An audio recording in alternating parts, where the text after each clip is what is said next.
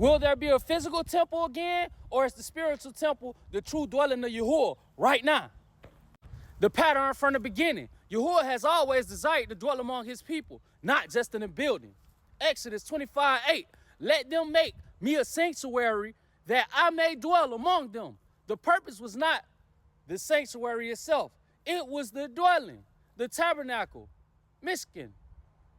In the wilderness was made according to the heavenly pattern. Exodus 25:9. Pay attention. The pattern was about divine order, purity, and alignment, not about permanent walls.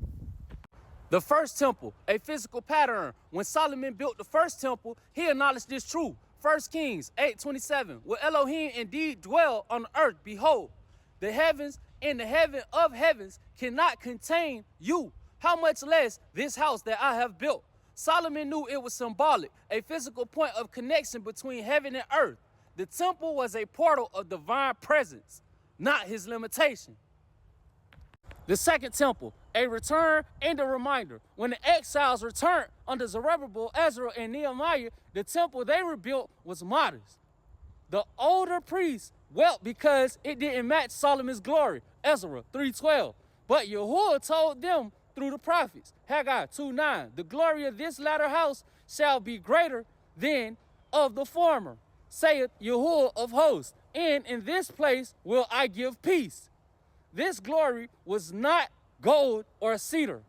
It was spiritual presence. The temple, true completion, was not in stone, but in the renewed covenant, being people purified.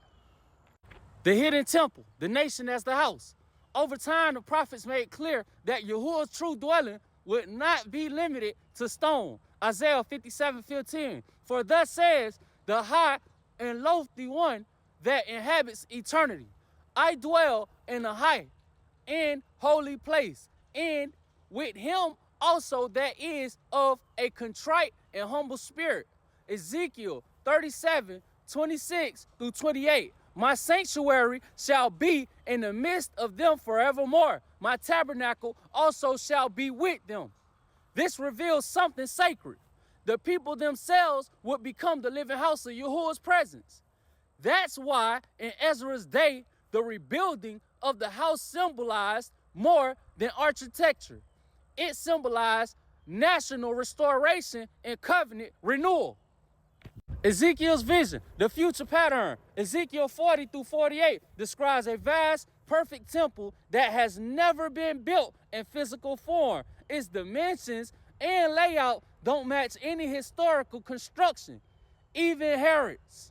That's because Ezekiel's vision is the heavenly archetype, a prophecy of divine order and perfect worship. When the world is cleansed, it shows a land divided justly among tribes, a river of life flowing from the temple, Yahuwah's glory returning by the eastern gate. This means that the future temple will indeed be manifested on earth, but its foundation is spiritual first, physical second. Jeremiah's revelation, Jeremiah 3:16-17. They shall say no more, the ark of covenant of Yahuwah, neither shall it come to mind. At that time, they shall call Jerusalem the throne of Yahuwah, and all nations shall be gathered into it. Notice, there will be no ark, symbol of his presence, because his presence will fill the whole city. The entire Jerusalem become the temple realm, a sanctified domain where heaven and earth meet. Living stones. Living stones. Even now, Yahuwah is restoring his temple within his people, his true Israel, the scattered seed of Abraham. Each believer becomes a stone, and each tribe a wall or a gate of that living house. Isaiah 60:21. The people also shall be all righteous. They shall inherit the land forever. The branch of my planting, the work of my hands, that I may be glorified. The physical structure cannot rise until the living structure is reassembled. and righteousness. The walls of holiness in the heart must precede the walls of stone on the land. The restoration to come. So, when will it be restored? The prophets show when Israel is fully gathered from all nations. Isaiah 11 through 12. When the Spirit is poured out on all flesh. Joel 2, 28 through 29. When justice and righteousness are reestablished.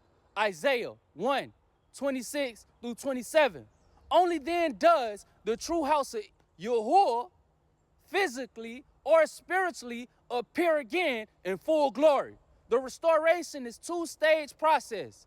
Spiritual temple, Yahuwah's spirit returns to dwell within his purified people. Physical manifestation, a sanctuary structure or a sacred city rising to reflect that indwelling presence. Yada Yahuwah.